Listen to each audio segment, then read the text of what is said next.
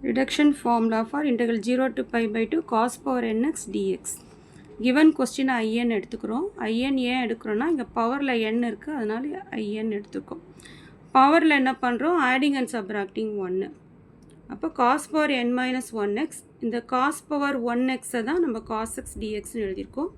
இதுல u வந்து cos power n minus 1x. இந்த cos power n minus 1x விட்டுட்டா மீதி என்ன இருக்கு integral cos x dx that is integral dv.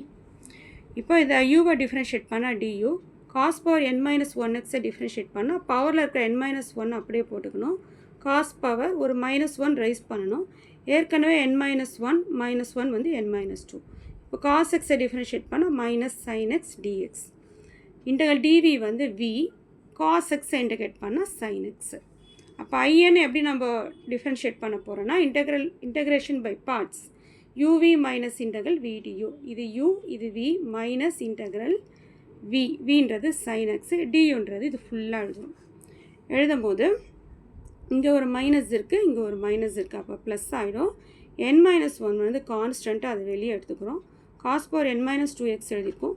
sin x into sin x வந்து sin square x dx. அடுத்து இந்த ஃபர்ஸ்ட் டேர்ம் அப்படியே தான் இருக்கு. இந்த sin square x மட்டும் 1 minus cos square x ன்னு எழுதிருக்கேன். இப்போ cos power n minus 2x into 1 multiply பண்ணா இது அப்படியே வரும். நடுவுல இருக்க மைனஸ் தான் இது. cos power n minus 2x into cos square x multiply பண்ணும்போது பவர் ஆட் பண்ணனும். minus 2 plus 2 கேன்சல் ஆயிடுச்சுனா வெறும் cos power nx. இந்த சிங்கிள் இன்டகிரல்ல 2 இன்டகிரலா ஸ்ப்ளிட் பண்ணிருக்கோம்.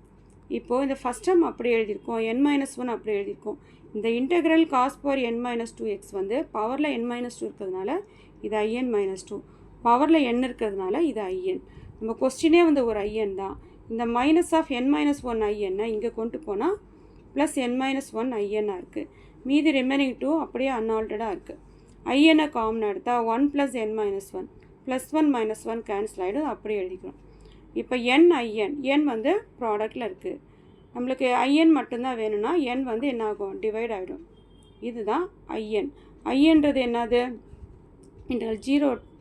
integral cos power nx dx உடைய ஃபார்முலா இது.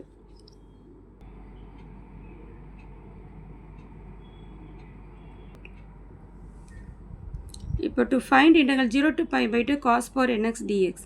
இப்போ லிமிட் கொடுத்ததனால n வந்து ஆடா இருந்துச்சுனா இந்த क्वेश्चन அப்படியே எழுதிக்கிறோம். n minus 1 by n, n minus 3 by n minus 2 and so on. Last term வந்து 2 by 3 ஆ இருக்கும். n ஈவனா இருந்துச்சுனா இதே டேர்ம் தான் லாஸ்ட் டேர்ம் வந்து 1 by 2 pi by 2 ஆ இருக்கும். இதுல நம்ம n க்கு வேல்யூ கொடுக்கும்போது 2 by 3 வந்தவன ஸ்டாப் பண்ணிடணும். இதுல n ஈவனா இருக்கும்போது n க்கு வேல்யூ கொடுக்கும்போது 1 by 2 வந்துருச்சுனா into pi by 2 நம்மளே எழுதிக்கணும்.